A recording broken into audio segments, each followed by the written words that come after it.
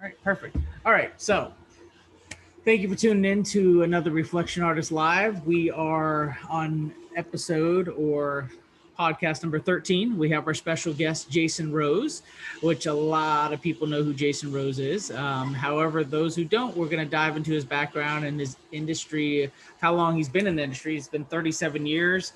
He's, owned and operated his own detailing business for 12 years. He was with, Meguiars for 20, Rupes for 5. He's the with the global director of training over at Rupes, amongst other hats that he wears, but part of the IDA on the board. So again, so many hats he wears, and I want to thank Jason for coming on and tell me, Jason, in regards to how you got started, where all that came up, and how you got into detailing and why detailing in the younger years, and tell me how all that started.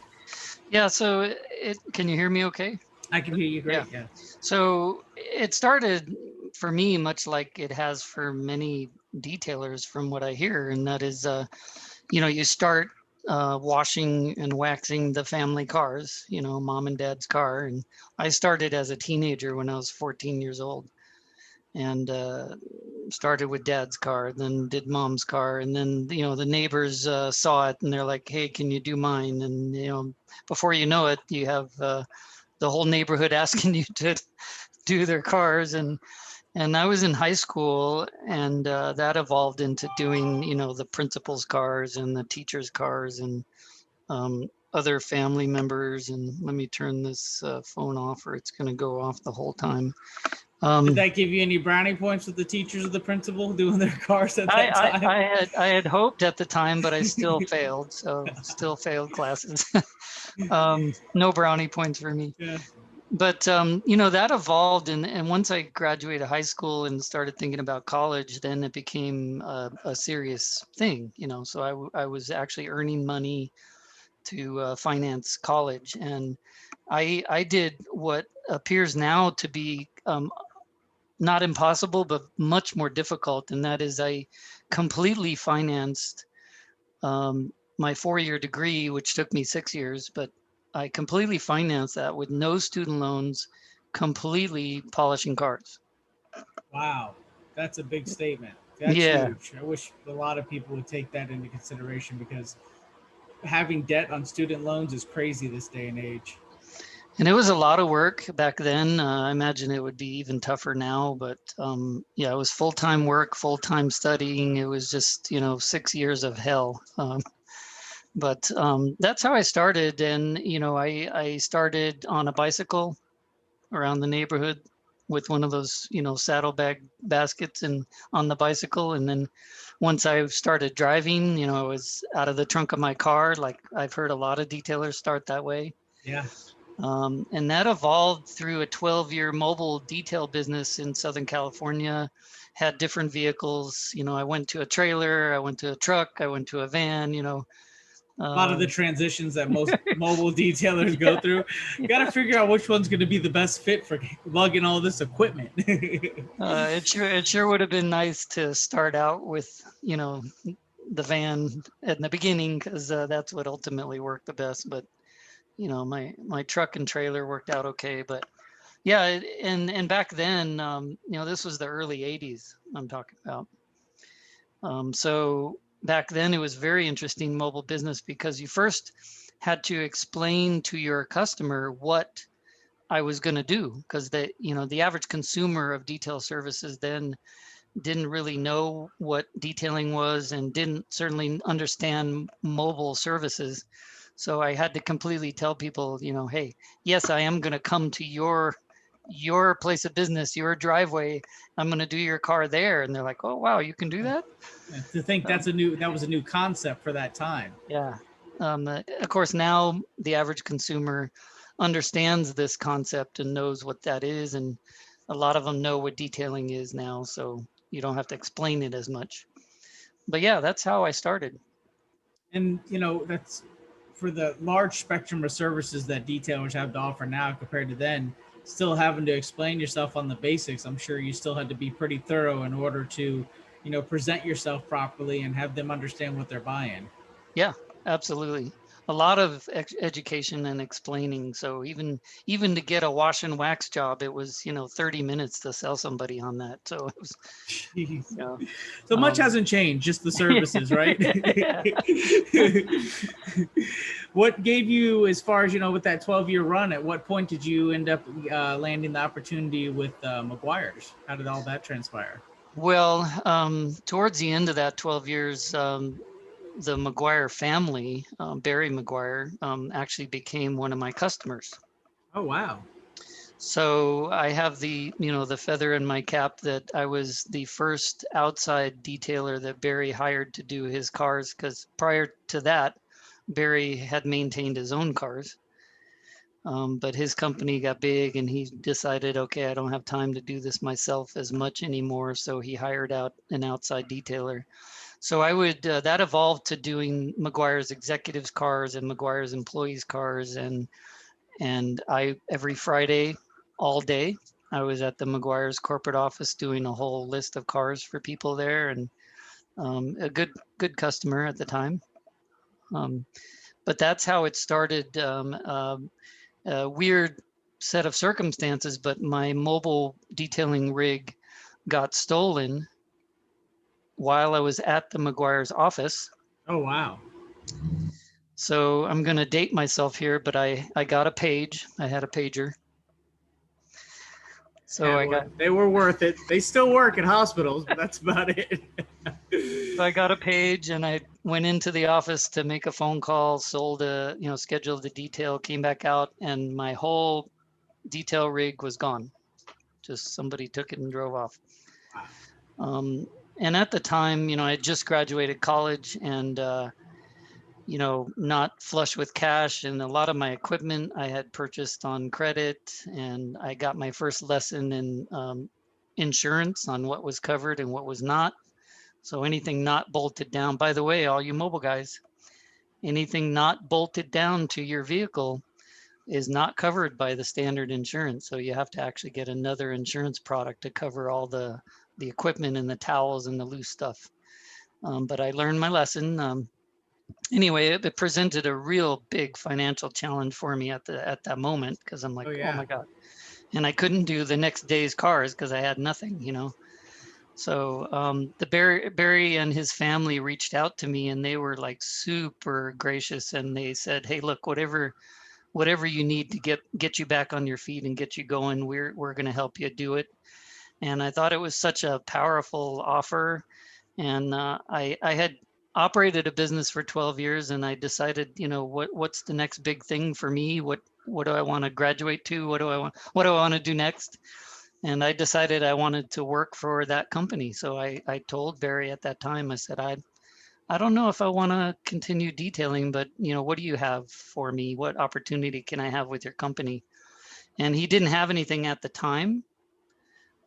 Here's another segment of the story. I won't get into the details, but the short version is, from that moment, that day that my rig was stolen, to when I actually got hired by Meguiar's, it was almost 3 years. Oh, wow.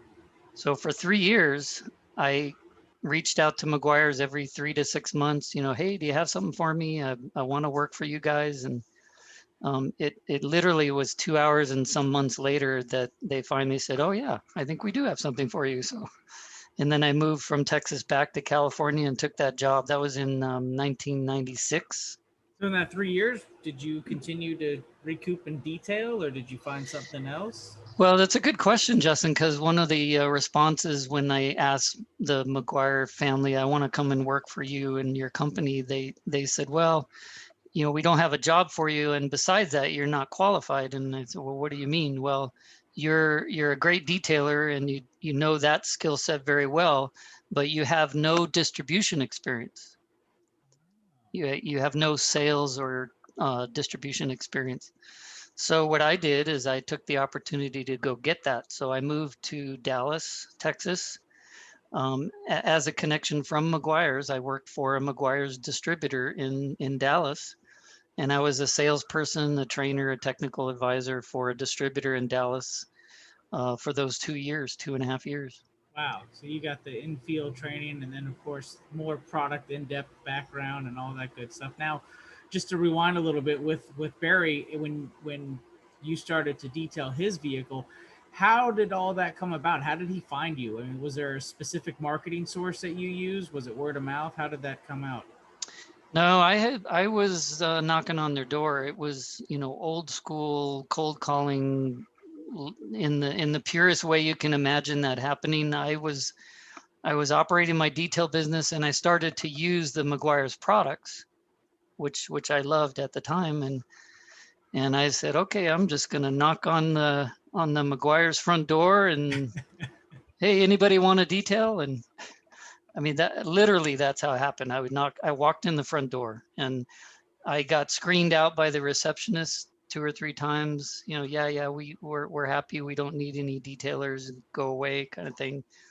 Um, and then I knocked enough that she finally said, let me just ask around, see if anybody's interested. So you turned a um, no into a yes by just yeah, being persistent with it everything. was it was truly persistence, and cold calling.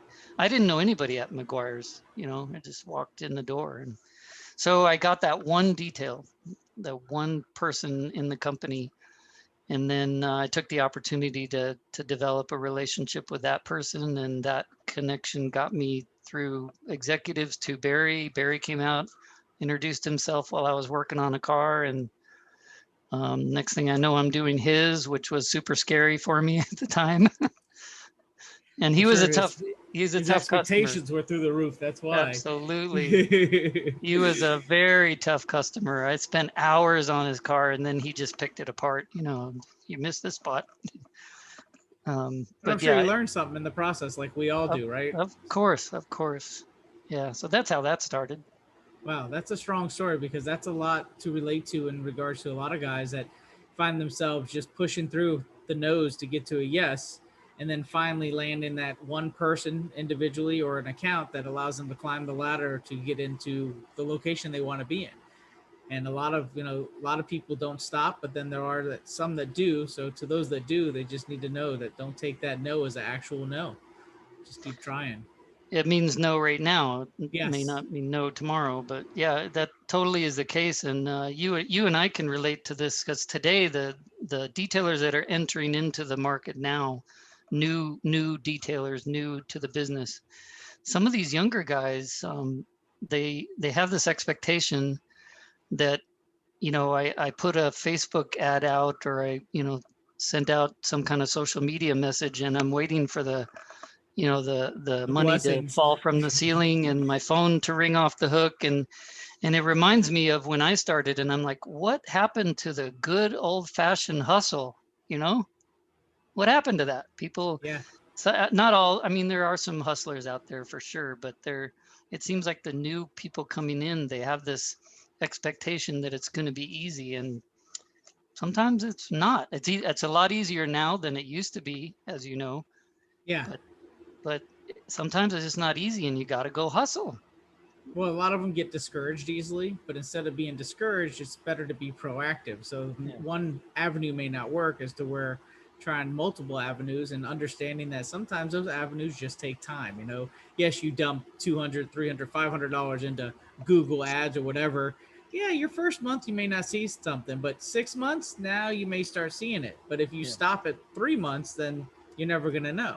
And you can't yeah. get discouraged for that reason. And it is money, and sometimes you don't have it to keep dumping into. So that's where other avenues that maybe be less expensive could help contribute to that.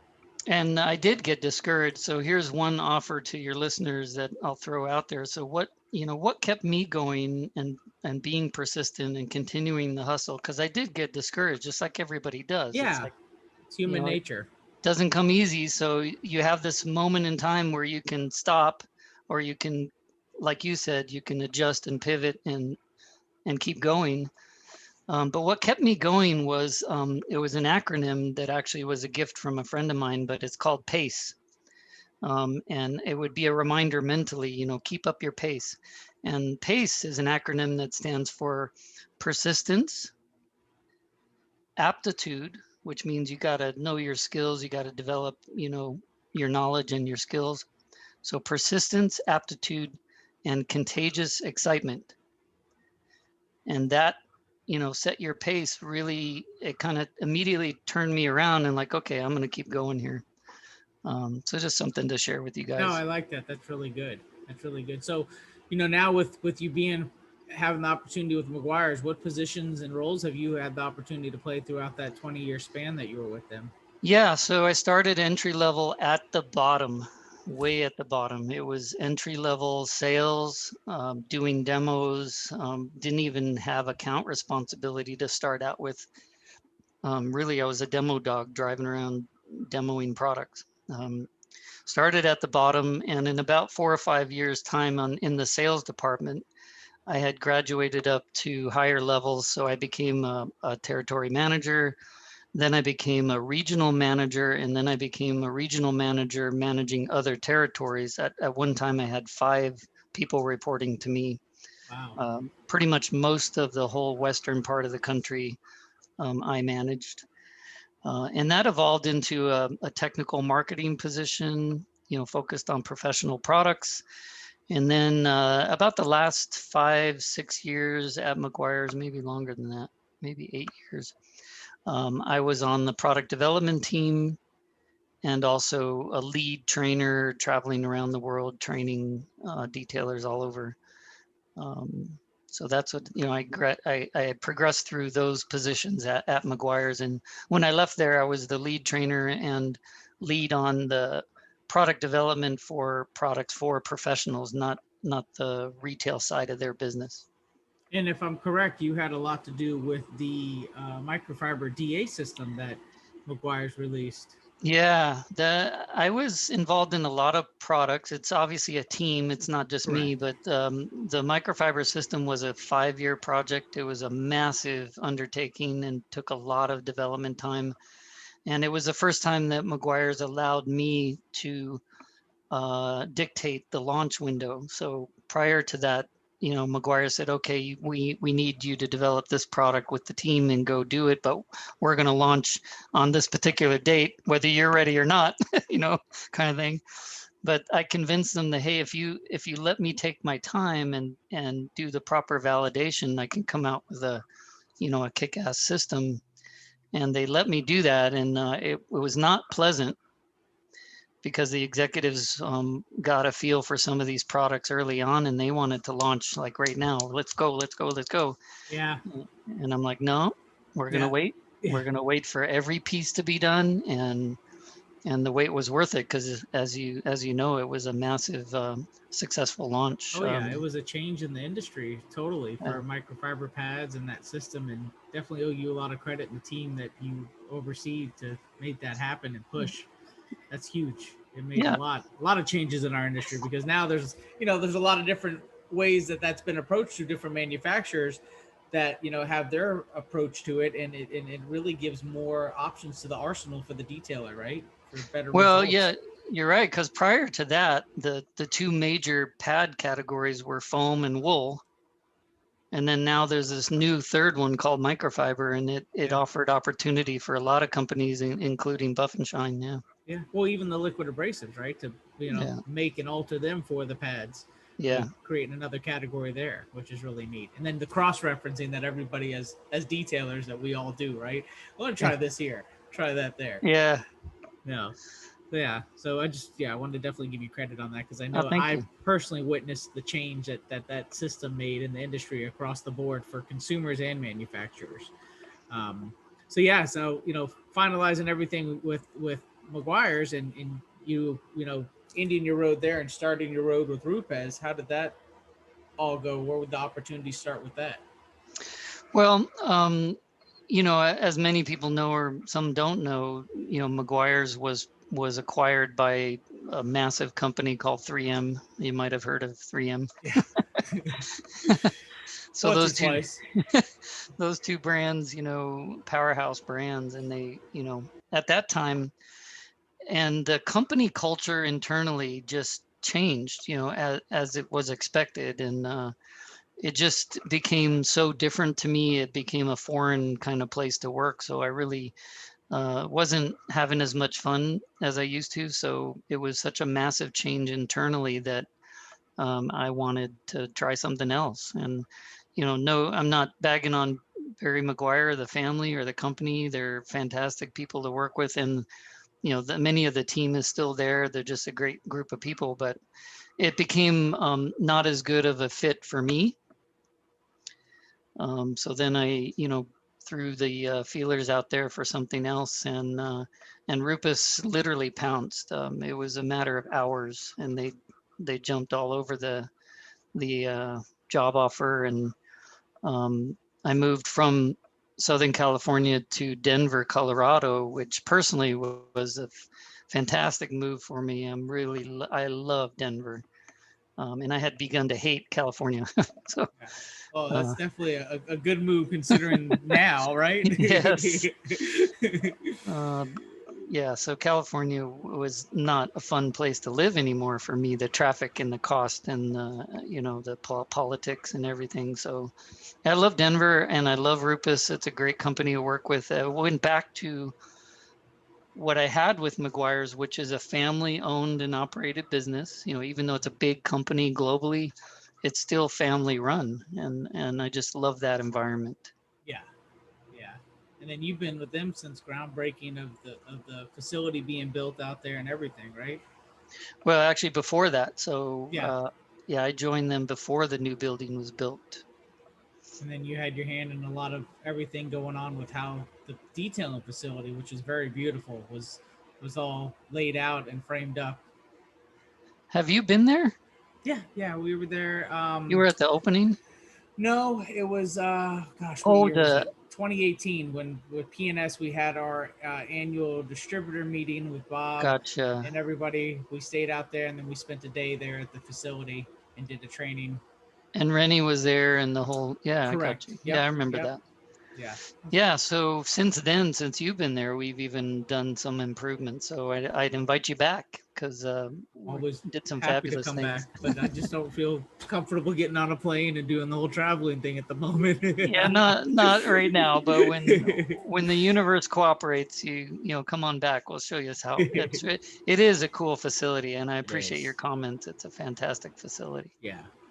And as far as now with with getting into Rupes and getting comfortable with them, what positions have you had the opportunity to play with Rupes? Well, I joined them with pretty much the same role in the job description as I had at Meguiar's. They wanted me to do exactly that. So I'm on the product development team and I'm a lead trainer. Additionally, I'm running you know, a training academy. Meguiar's had a training center, but it wasn't to this scale. So it's much larger, taller scale. And then I also now coordinate our other academy in Milan, Italy, as well Wow. as our other trainers all over the world. So we have, 22 trainers all over the place. So I coordinate all their activity. Now, have you been to all or the majority of those training facilities? Yeah, Wow. yeah.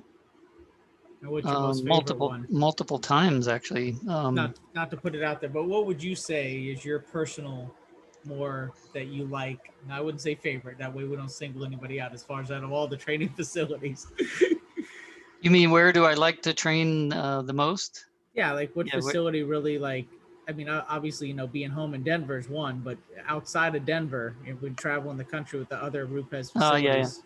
Well, I think, our sister academy in Milan is a great environment. That's, they're very similar between Denver and Milan. The quality and the layout and the way everything is fabulous. So those would be my two favorites. And frankly, this is an odd statement to make based on your question, but I really miss training in my own academy in Denver because it's been closed for months. Oh, yeah. Due to the pandemic, I haven't done a class in months. So I really miss it a lot. But outside of the United States, I would say what raises to the top is the facility in Zurich, Switzerland is one of my favorites. And I also like that area. I'm an outdoor enthusiast, so I like to play around in the Swiss Alps. And but that facility is really well done as well, and it also doubles as the Swiss PPG training center. So Oh, wow. it's a dual facility where they train, on paint, PPG paint, and then also detailing. So that's a great, and they have some great trainers there. The other place that comes to mind is the facility in Thailand. They have a great training facility there. I'm trying to think of I've done a lot of training classes all over, but sometimes they aren't at like a quote unquote training center. It's done at a detail shop or at another facility of some kind, especially the bigger ones, the bigger events. And that it's not a training center, but a big training event that comes to mind is the one in Norway that I think is the largest detailing training event I've ever been to. It was absolutely huge, but that was done at a hotel because the other training center was simply too small. Oh, wow. Yeah. That So must have hundreds brought a of lot of detailers. people. Yeah. Yeah, hundreds. But it was basically a Rupes polishing class. Here's our products, here's how you apply them. But it was to, several hundred detailers. So a very, very big exposure there. You might see those YouTube videos about it, the Norway Rupes training I event. think I've seen something along the Yeah, lines of that because I remember the hotel setting. yeah. So with Rupes, there's a lot of people that obviously know about the brand and what they bring to the table. But give us a little history, a little background on Rupes itself, like where they started, where they're from, and then of course what you guys offer. That way, it could bring people up to speed who might be like, what's Rupes? Yeah. Well, first of all, it is Rupes. So it's not Rupes or Rupees. Tomato, Rupes. tomato, right? All right. So yeah, a lot of people in America don't know this because they're understanding the Rupes Bigfoot polisher brand, and it is very young. It's in its infancy stage in America. It's like 7 years old. It's a 7-year-old brand in the United States, but in Europe, in Italy, it's a family-run business that started in 1947. So a long history of making tools. In fact, the company has some innovative firsts in the category. So they were, for example, the very first company to come out with an electric sander. And how many of those exist nowadays, Yeah. And the very first company that introduced a hand tool with plastic body parts. Look at what happens now. I mean, most tools have plastic body parts now. Yeah. So, the company's been around a long time, and the mantra and what they try to strive to is innovation, technology, and design. Those are the three words that make up what the company has tried to do since 1947. And, the Bigfoot polisher that everybody knows in America, that's just a result of decades of development. So, yeah, you're right. There's a lot of people that don't understand the whole background in the company, but when you think about it, it's a lot of technology and innovation over many decades. Now, with those decades of tools, did they start to get into the chemicals and abrasives once they hit the detailing category, or were they doing that prior in maybe a different industry or for a No, different you're industry? you're right. It happened at the moment in time when the Bigfoot polisher, the 21, was created and developed. That was the moment in time when the engineers realized, hey, we kind of have to get involved with compounds and pads. And the reason was because the tool movement itself was so violent, at the pad level. It's such a big orbit moving around that standard pads on the market just wouldn't hold up to the movement of the tool. So Yeah. they immediately said, oh, we got to do something about, the lateral stability. We got to build it in the foam, and the chemistry has to work with that big orbit. So yeah, so when the Bigfoot came out, they realized, hey, we got to get involved with the other components that create the result. The tool is just one thing, Yep. but the pad and the liquid are synergistic, to create that result. Yeah, I remember when the Bigfoot system was released. a lot of the pad manufacturers had, now the machines kind of got ahead of the game, and the pad manufacturers were catching up to the machines because of the long throw and the stability of the pads, Yeah. and the issues that pads were having because of that long throw. Yeah. And then of course working with the liquid abrasives to accommodate also, and the harmony of all that working together. It's still an issue. So we've already mentioned that there's a lot of young new detailers entering into the space, and many of them don't understand this. But if you take a Bigfoot polisher and throw pads and liquids together, you still have this possibility that it could destroy the pad if you use it improperly. Because the tool, it is a violent movement. It's a big orbit moving around, and you kind of, my point is, you kind of need to educate yourself. You need to go to class, go to a training program, and understand this particular tool movement. Because if you use it like a rotary, or if you use it like any other orbital, you're not going to be happy, and you may get some destructive results. Yeah. So, yeah. And I've seen that myself on social media when people have complaints about, their pad shredding or this not happening. And a lot of it has to do with the user just not being yeah. fully educated. Not to take away from that individual, but it's just because they just open the box and go. Yeah. They didn't jump online to do any bit of research or anything like that. And yeah, or the guy selling them the stuff was just trying to make a sale, right? Yeah, here's the tool, here's the pads. Yeah. It's easy, it's great. You go do it. All Yeah. you gotta do is Yeah. So does and not, you don't have to get too far, and you can mention what you like, but as far as with Rupes now, with our last year 2020 having the whole pandemic and none of us being able to go to shows and do the networking or release new products, what can you speak on that's new for Rupes, from last year to this year, that you guys have been in development or have developed, that is something new that you could speak on?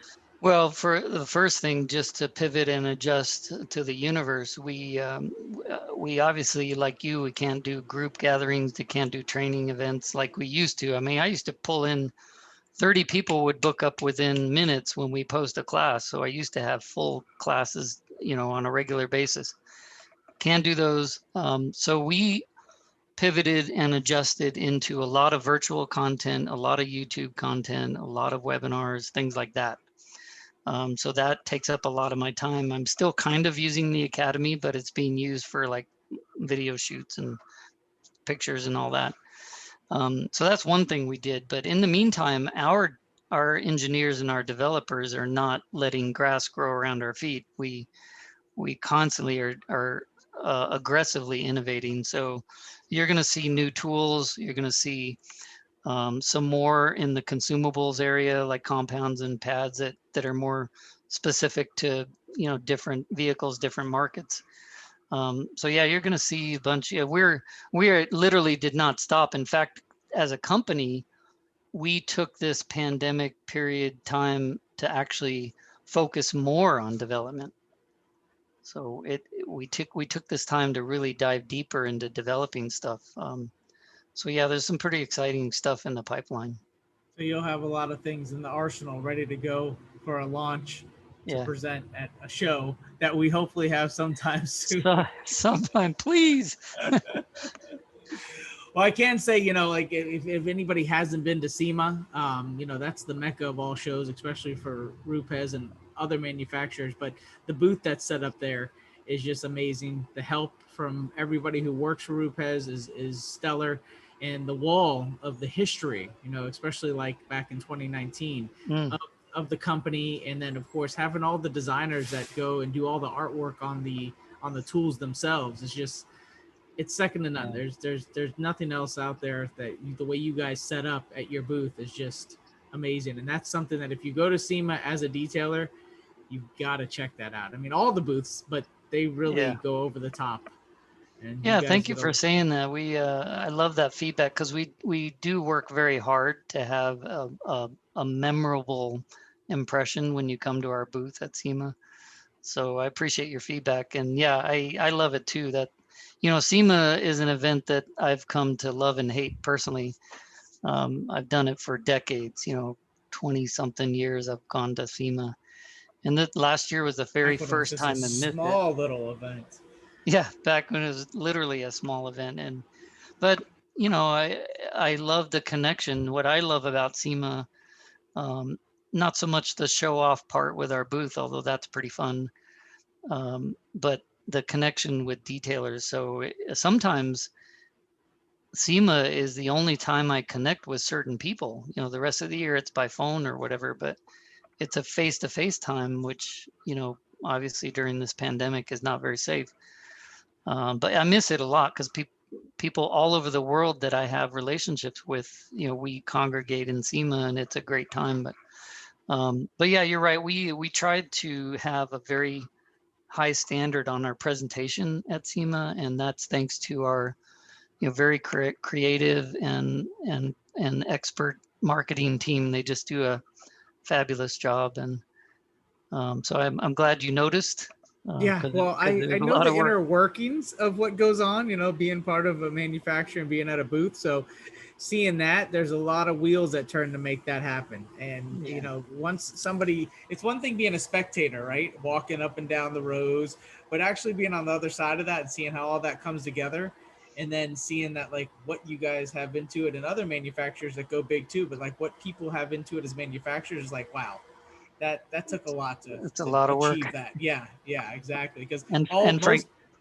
frankly, a lot of money. Yeah, well, most detailers just show up and get to see the end result. Yeah, So and that's great. I'm glad they get to enjoy that. Hopefully we can, you know, hopefully we can do SEMA this year. yeah, yeah. So yeah, I know that would be nice. And then, like you said about the people, you know, seeing the people, but you know, I think a lot of it too is, you know, when they come to the booth and they finally get to see the people that they've been watching online. You know, the guys that are getting into the industry or have been in the industry just kind of stuck in their hometown, and this is the first opportunity that they're going to an event, and of all events, SEMA, right? But they actually get to get in front of the people that they've seen online for product videos, YouTube, whatever it may be, and finally shake their hand and really get introduced to them on a personal level, which is really neat. It is beyond neat. You know, it's something I've come to really value is that connection face to face with detailers that, like you said, you know, on Facebook, but then, you know, now we're face to face. And then also another deeper level to the peeling the onion on that. For example, like the owner of your company, who I have a relationship with, I've known for years. SEMA is the only time that we get together and talk face to face, and that's one example. But there's, you know, hundreds of those people for me personally that I know in the business, you know, but I only get to see them face to face at SEMA. Well, and to add, you know, the detailers that will go and or any show, you know, there's quite a few people that are well respected in the industry, but you know, Jason of one of many that you could actually approach, talk to, and most likely, because he's a lot better than I am, and remember your name the next time he sees you too. As it were, you know, some are a little standoffish, you know, because they feel maybe that that person is somebody that they, you know, won't acknowledge, and whatever the case may be. That's not the case at all. Matter of fact, that's not the case at all with the majority of manufacturers, Yeah. including Rupes and anybody that's at the booth. But yeah, I just wanted to put that out there because I know sometimes when it's a new guy going to a show, it's a little uncomfortable and approaching. You know, there's maybe some, maybe I should just let him, you know, continue to talk to those people. But no, go up and introduce yourself for sure. Um, Yeah. I like what you said because I'm remembering now last time at SEMA, I'd be talking to somebody one on one, and there's like a group over here, literally of 5 or 6 people that are just standing over there staring at me. And I'm Waiting like, patiently. so, you know, one guy goes, the another one comes up, and but I want to be approachable. I don't want to be somebody that you want to stand off and say, oh, you know, maybe I shouldn't talk to him, but yeah, talk to me. And I may not remember your name. I do remember faces pretty well, but I have lots of people that come up to me and say, hey, remember me? I went to your class. I'm like, no, but thanks for coming to the class. And that's not your fault. That's just from seeing a lot of people at a lot of events over the years. It becomes a blur. Yeah. uh, could be worse. It could be like, you know, where all my younger years I spent mostly with competitive boxing. So I get, you know, every so Hmm. often between being at a gym and at an event, and then now being in the industry, it's kind of all a blur with all the people and shaking hands, and then it gets to a point where it's like, what was your first name again? Sorry. Sorry. I Yeah. always do if my wife's with me, it's easier because I'll introduce her first, so the other person should introduce themselves, and then I got their first name, and then I'm like, okay, Yeah. now I remember. Ooh, nice trick. I'll do Yeah, that. it I'm works stealing out that. well. So as far as your plans for 21, Jason, is there anything that you could speak on that you have looking towards this year that you're excited about? Well, the live in-face group gatherings for training events is still a big question mark. We have on the to-do list, many events worldwide, but they're just kind of parked out in space. Who knows when we're able to do those, but they're ready to pull the trigger when the universe cooperates, and so those are there, but we're not going to like sit around and wait. So we're actively going after other goals. Obviously, in product development, we're in full court press on that, and then content development, both in YouTube and other platforms. But we've made it. We took the opportunity for 2021 to really shift our focus inward. So Rupes, for America especially, has done a lot of outward facing to end users, a lot of videos and YouTube and videos and webinars. But what we're trying to really take the opportunity now is to really focus inward. And there's a lot of networks within our business. So we have our employees, we have trainers, inside and outside trainers. People like you that provide training programs, but you also use our products, use our tools. So people like you, there's quite a few of people like you that present Rupes products as part of your training and education. So we're going to do a better job of supporting those people that present our products. And other networks are, branded and non-branded detail centers, training centers around the world, either branded Rupes or not branded Rupes. So it's one thing we're just going to really focus on supporting those people that are presenting our products anywhere in the world. That's very nice. Yeah. That's awesome. Yeah. Oh, cool. Well, with the time frame of everything, and I definitely appreciate having you on because there's so much stuff we could continue to talk about. And however, what would be something that you could give to the detailers in last words, something motivational or just good information that you could put out there? Well, what comes to mind is what I already mentioned, that word pace, setting your pace, persistence, aptitude, and contagious excitement. And the bigger message is, we've all been hit with this pandemic, and it's changed a lot of norms, and it's still continuing. We're all struggling to figure out how to be at this time. How do we go through our day? How do we get our lives progressing and our businesses progressing? And some of us are doing it to different degrees of success, obviously, but a lot of people are stuck, and a lot of people are struggling big time. And some people have even taken the opportunity to go out of business. So I would really encourage people to do what you said, which was, take any challenge and any stop. If you get stopped, and I've had a lot of stops, I cannot right now do a training class at my academy. My academy's closed, and it's a major part of my job. But I refuse to be stopped by that. I am stopped, but I refuse to be stopped. So I'm going to pivot and angle and try different things. And I would just encourage people in that moment of discouragement, reach out, connect with other people in our industry, connect with people at the IDA, reach out, because there is help out there. If even at the minimum, if it's just somebody to talk to, but there's lots of good advice, and reach out to those people that appear to be really succeeding during this time, because they figured out some formula to make this work for them. And maybe you want to try some of the things they did. but yeah, I would just encourage people to not be stopped. Don't hit a wall and then stand there and say, I've hit a wall. Now it's time to go over, under, around, whatever. Yeah. Totally agree. I love it.